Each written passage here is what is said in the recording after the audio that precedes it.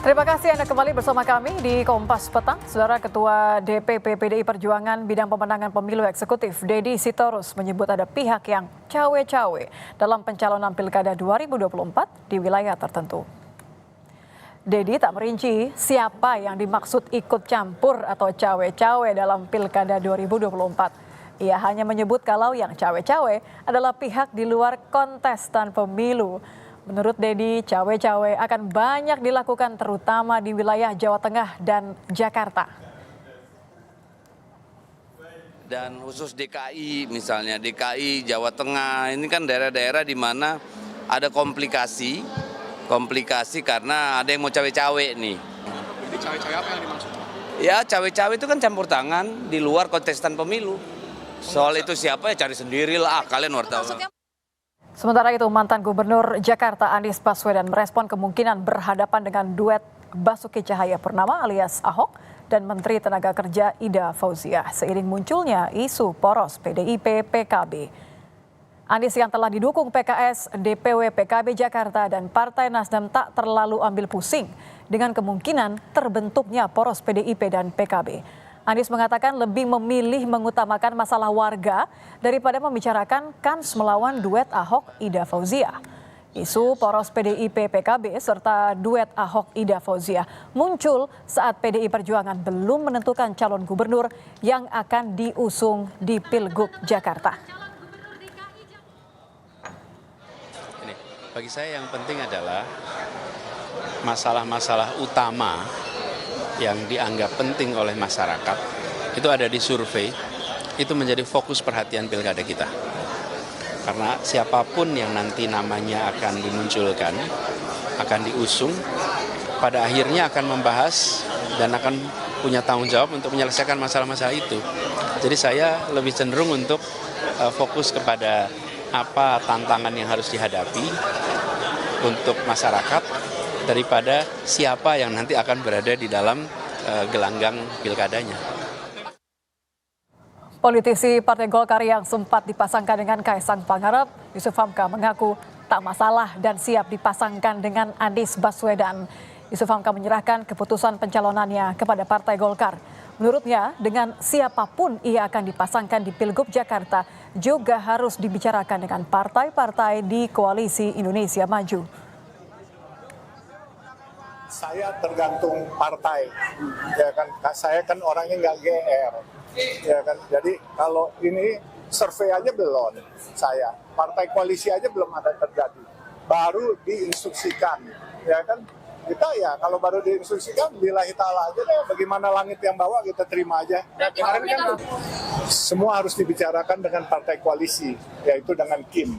Kalau Kim menghendaki saya, insya Allah saya hanya buat pengabdian. Ketua Harian DPP Partai Gerindra Sufmi Dasko Ahmad meyakini hanya akan ada 2 poros yang berlaga di Pilkada Jakarta. Akan ada Kim Plus, kata Dasko. Soal munculnya nama Basuki Cahayapurnama alias Ahok dan menakar Ida Fauziah, Dasko yakin PDI Perjuangan dan PKB tidak akan membentuk poros baru dan hanya akan ada 2 paslon yang bertarung di Pilgub Jakarta. Kata Dasko, Ketua Umum Partai Gerindra Prabowo Subianto akan membahas nama-nama calon gubernur Jakarta bersama para ketua umum Parpol Kim dan Parpol di luar Kim. Dasko menyebutnya sebagai Kim Plus.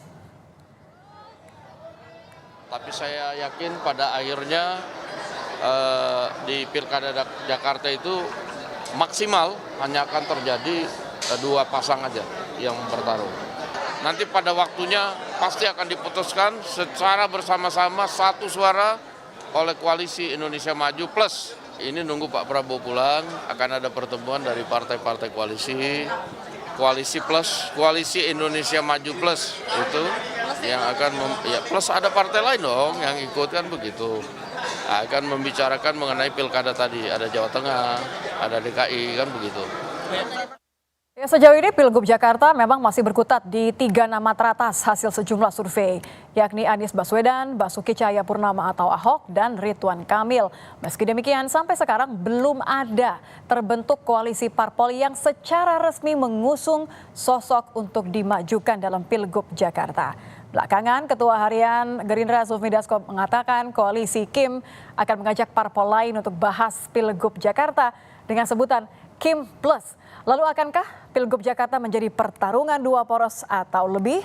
Kita akan bahas bersama politisi Partai Gerindra Immanuel Ebenezer, lalu ada politisi PDIP Chiko Hakim dan pengamat politik Brin Siti Zuhro. Selamat petang Prof. Wiwi, selamat petang Bang Chiko, Bang Noel. Selamat petang, Mbak. Semua. Nitya ingin tanya pertama ke Bang Noel terlebih dahulu. Ketua harian Anda kan katakan kalau Prabowo pulang dari luar negeri, nanti akan ada pembahasan soal pilkada dengan ketum Parpol Kim dan plus. Ini plusnya, plus partai-partai lain di luar Kim yang diajak dan minta diajak, PKB dan PKS? Saya rasa kontestasi Jakarta ini kan menjadi penentu ya, penentu demokrasi kita ke depan. Karena biar gimana pun, Kim juga punya pilihan tersendiri dan punya kriteria tersendiri. Jadi sekali lagi bahwa apa yang disampaikan Pak Dasko sebagai Ketua Harian Gerindra, dia juga bagian dari Kim, Koalisi Indonesia Maju, dia nanti akan menentukan siapa-siapa yang akan maju yang akan mengikuti konsentrasi Pilgub DKI Jakarta. Karena itu akan dirumuskan bersama, karena kita tidak mau nanti Gubernur DKI malah tidak bisa sinergi dengan pemerintah pusat, kira-kira begitu Mbak. Tapi Kim sudah punya atau jangan-jangan menunggu Kim Plus ini karena butuh arahan yang lain, plus yang lain? Saya rasa gini, kita kan butuh stabilitas ke depan lebih baik ya pemerintahan Pak Prabowo. Ya untuk itu ya kita tetap menghargai proses demokrasi yang akan terjadi di Pilgub DKI. Biar gimana pun kan ini Kim dan Kim Plus ini kan pasti punya kesamaan ya, punya chemistry yang sama secara politik. Gak mungkin pernyataan Pak Dasko itu menyampaikan tanpa ada sebuah pertemuan, kesepakatan atau chemistry yang ketemu. Jadi sekali lagi apa yang sama-sama ingin, kayaknya ada sedikit gangguan teknis dari Bang Noel. Ini juga mungkin masih sama-sama memikirkan nih. Saya ke Bang Chiko dulu deh kalau gitu. Bang Chiko, kalau tadi nampaknya Gerindra masih dukung, masih tunggu, tidak hanya Prabowo tapi juga tunggu Kim Plus katanya. Kalau dari PDIP sendiri, Mbak Puan kan sempat ngomong arah dukungannya ke Anies sudah di atas 50% Bang Chiko. Kalau dari hasil survei Litbang Kompas kan 17% pendukung Ahok itu fanatik ya, tidak akan dukung yang lain. Siapa yang akan dipilih PDIP? Kita menanti nih, sampai sekarang masih belum ada yang kokoh untuk diusung. Sampai sekarang memang belum ada siapapun pasangan calon manapun yang kita secara resmi atau definitif kita dukung atau mengeluarkan rekomendasi, bahkan surat tugas.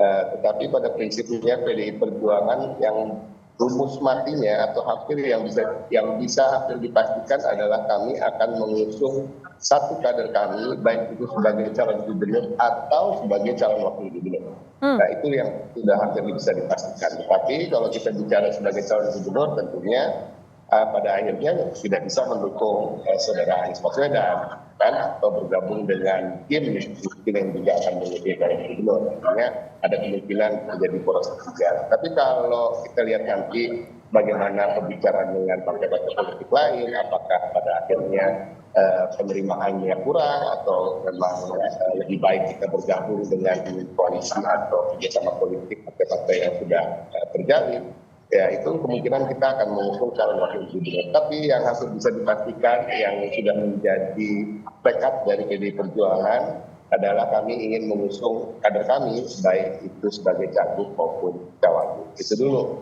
Nah, itu dulu. Bukan yang pasti menang, yang surveinya pasti tinggi ya Bang Chiko?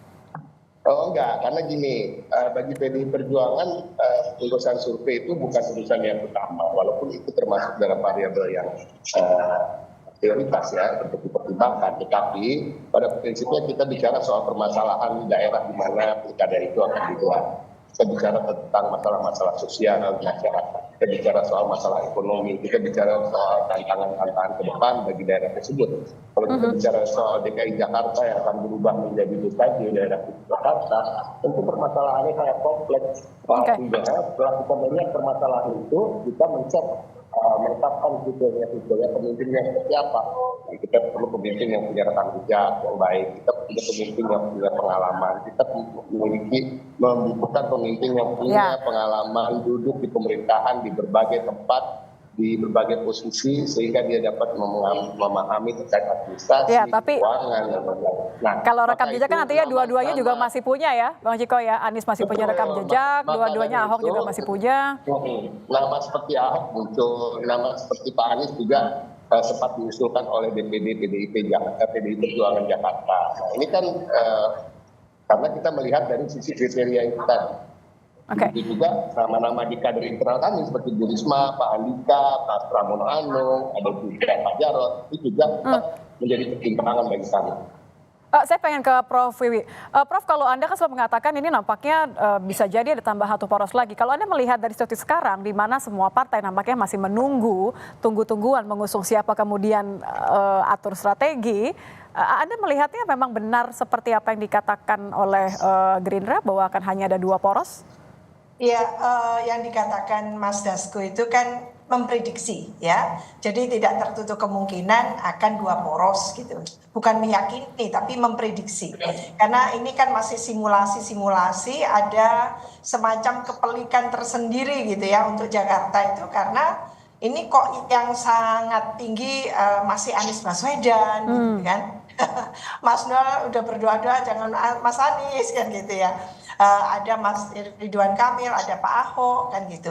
Tentu masih ada ya dari PDI Perjuangan ini banyak kader-kader handalnya kalau ya, mau. Tapi kan tak satu pun yang kemudian mendapatkan tiket sampai sekarang kan. Belum ada yang berani sebut, Prof. Ini masih cair sekali, tapi dalam pengalaman empirik pilkada itu Mbak selalu menunjukkan bahwa partai-partai itu akan mempertimbangkan siapa gitu ya calon kepala daerah yang dipastikan itu bisa memenangkan kan itu.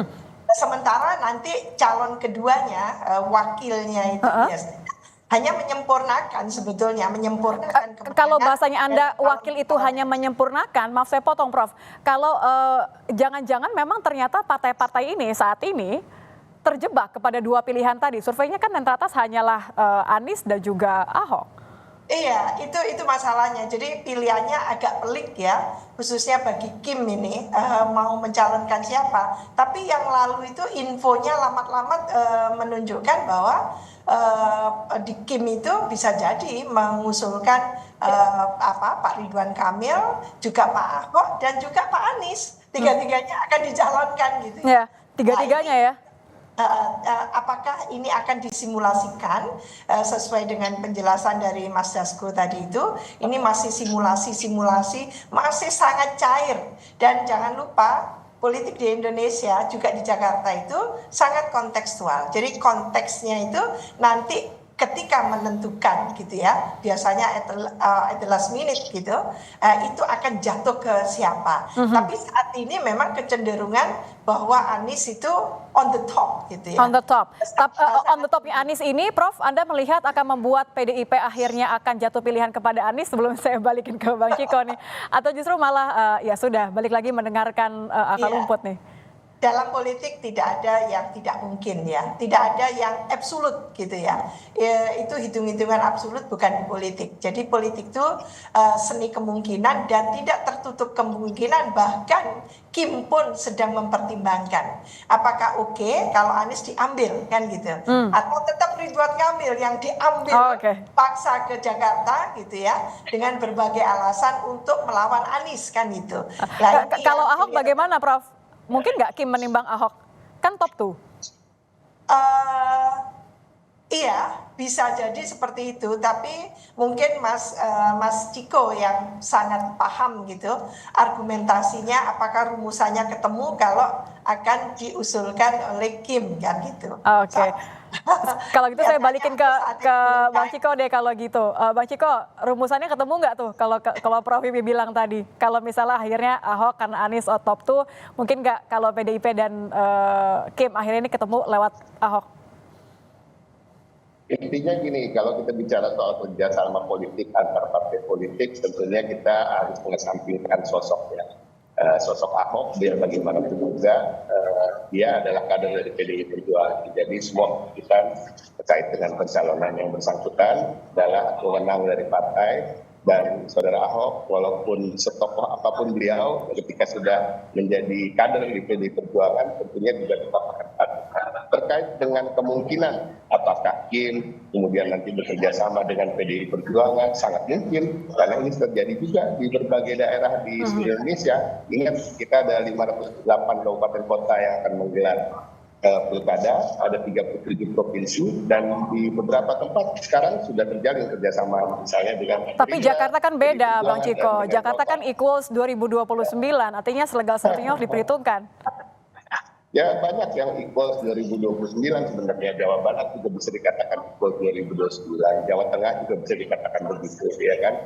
Kalau kita mau jujur, Jawa Timur pun juga begitu, walaupun begitu pun dengan Sumatera Utara misalnya. Tetapi pada prinsipnya PDI Perjuangan sampai hari ini tidak pernah menutup jalur komunikasi dengan partai politik manapun, dan semua itu terjalin di berbagai daerah, tentu dengan formula yang berbeda-beda, tidak selalu Kim secara utuh, Kim sendiri juga tidak selalu utuh di daerah-daerah lain. Gitu. Jadi kita juga seperti dikatakan Prof. Wiwi tadi bahwa semuanya masih cair. Jadi kemungkinan itu selalu ada. Tetapi pada prinsipnya hari ini memang PDI Perjuangan masih disibukkan dengan mencoba mengerucutkan satu nama kader kami yang akan kami usung sebagai calon gubernur ataupun sebagai calon wakil gubernur. Dan tentunya tetap sambil menjalin komunikasi baik itu informal maupun formal dengan Masih tunggu-tungguan, Kim juga masih tunggu-tungguan, Kim Plus juga masih tunggu-tungguan. Nampaknya ini pundaknya Pak Prabowo berat sekali ya untuk menentukan kira-kira akan ditambah lagi nggak dengan obrolan atau pertimbangan dari Pak Jokowi? Ya itu yang jadi beban. Saya harus ke Bang Noel nih kayaknya yang jawab ya. Bang Noel. Beban kalau kata Bang Ciko tuh, Bang Noel. Nah, yang dikatakan Mas Noel tadi menarik ya, katanya bahwa apakah bisa inline antara nanti Pak Prabowo ya sebagai pemimpin nasional dengan yang ada di DKI Jakarta. Ya kalau menurut saya program-program Mas Anies satu contoh ya, karena yang terakhir Mas Anies ya. Kalau Pak Ahok kan sebelum Pak Anies kan gitu, jadi yang terakhir gitu. Itu menurut saya banyak inline-nya kalau dilihat dari asta citanya. Banyak inline-nya. Saya ke Bang Noel kalau gitu deh. Juga sangat welcome ya yang lalu itu Mas Anies dengan pernyataan kemenangan Pak Prabowo. Jadi menurut saya secara politik cair ya, dengan semua partai cair kelihatannya gitu. Kalau Bang Ciko bilang beban, Prof. Wiwi bilang itu harusnya nggak jadi masalah. Itu inline sebenarnya dengan Pak Prabowo. Bang Noel, saya balikan kepada Anda nih, benar beban. Ya gini, saya sedikit mau mengomentari pernyataan politisi infotainment tadi tuh sebelumnya tuh si Deddy Sitorus. Ya katanya ada yang cawe-cawe, seharusnya sebut nama aja cawe-cawe. Kalau politis yang punya integritas dan punya keberanian, apalagi dengan demokrasi terbuka seperti ini, sebut nama dong, jangan jadi pecundang. Ini politisi infotainment gini harusnya malu-malu gini, harusnya dia bicara berbasis data. Kemudian ada battle terkait pertarungan politik dan terkait elektoral, itu sah-sah saja. Terus siapapun boleh gitu menentukan pilihan, atas merumuskan calon-calonnya. Kalau soal Kim kan jelas Bang Dasko sudah ditugaskan oleh Pak Prabowo untuk bagaimana menggodok siapa yang terbaik buat Jakarta. Nah kemudian ada. Jadi nggak benar ada yang cawe-cawe ya? Ya nggak ada siapa yang mau cawe-cawe. Kitanya itu yang politisi infotainment itu tuh. Oke, kalau nggak benar cawe-cawe, tapi benar nggak tadi ucapannya Bang Ciko, Bang Noel, bahwa ini beban untuk Pak Prabowo? Nggak ada yang beban, Prabowo tidak merasa beban. Pak Prabowo itu sampai sekarang itu masih sangat komunikatif dengan Bu Mega. Lantas kemudian Pak Jokowi mau diadu domba dengan Pak Prabowo, itu hal yang nggak mungkin gitu loh. Tidak mungkin sekali. Sama halnya orang ingin mengadu domba Pak Prabowo dengan dengan Bu Mega, itu juga hal yang nggak mungkin. Karena gini, bangsa ini udah hentikanlah politik picik, politik dendam, politik kebencian. Makanya kenapa hari ini kita kekurangan negarawan? Ya itulah akibatnya kenapa. Ya kayak begini-gini timbul politisi-politisi model sampah tadi itu, politisi infotainment tadi, yang akhirnya menarasikan kebencian, berantem.